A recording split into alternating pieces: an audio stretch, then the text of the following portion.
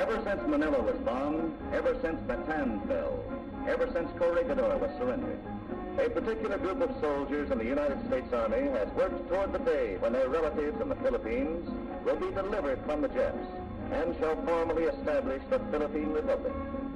The 1st Filipino Infantry, which began with 8 men and 3 officers, expanded to full strength under Colonel Robert F. Offley, a West Pointer who grew up in the Philippines.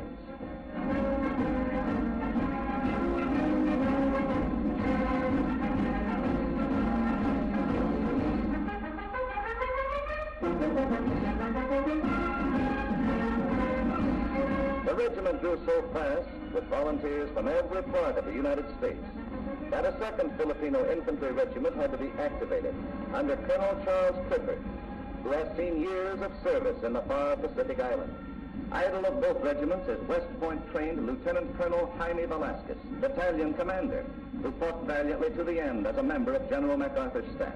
The bitter lessons he learned on Bataan and Corregidor he now passes on. In the field, on maneuvers, working over and over to equip his officers and men with the training they are fiercely eager to master. For these Americans are descended from people who have lost their native land, people whose one hope is the promise by the President of the United States. I give the Filipino people my word that the Republic of the Philippines will be established the moment the power of our Japanese enemies is destroyed. The Filipino regiments use their spare time to learn extra things that will make them better soldiers than their hated enemy. For instance, radio. No one told them to study radio, but these men are coaching each other on their own time, sending, receiving, until they get it. And this is another voluntary session with the tough little GIs going over tactical problems. There's unbeatable spirit behind all this. Here's one sign of it. Discipline? Well, here's the guardhouse. Unguarded. When you feel like these soldiers, discipline is no problem.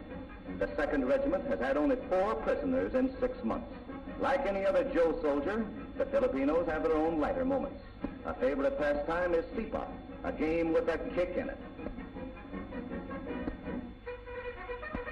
For a hot solo entertainment, the yo-yo stars come forward. This amusement, which swept America as a popular craze a few years ago, is a Filipino invention. Once the gadget is in motion, something pretty close to science steps in.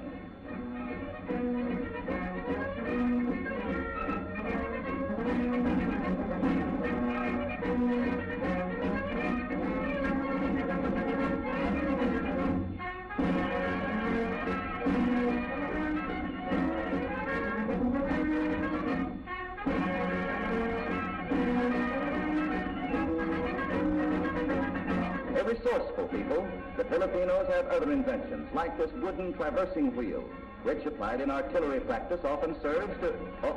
excuse it please.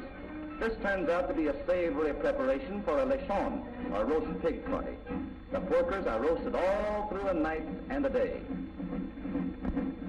To the weapons of the GI American soldier is now added another, straight out of the national tradition of the Filipino. Here every man of the 2nd Regiment receives a bolo knife as part of his field equipment, the gift of a public-spirited group of Los Angeles citizens. For everything from hacking a trail through the jungle to close combat, the bolo is the national pride of the Filipino. He will now take it into battle for his enslaved people and for the United Nations. Maybe they are physically small men, these island soldiers, but armed with their inherited weapon and blazing with determination to do their utmost against the enemy they understand so well, they will be a mighty factor when we all go back under MacArthur. For they remember that no matter where MacArthur sets up his headquarters, he always gives his address as Bataan, to keep faith with those who kept it there to the end. These U.S. Filipino fighting men have only one desire. It drives them at their work, and it gives them their motto, on to Bataan.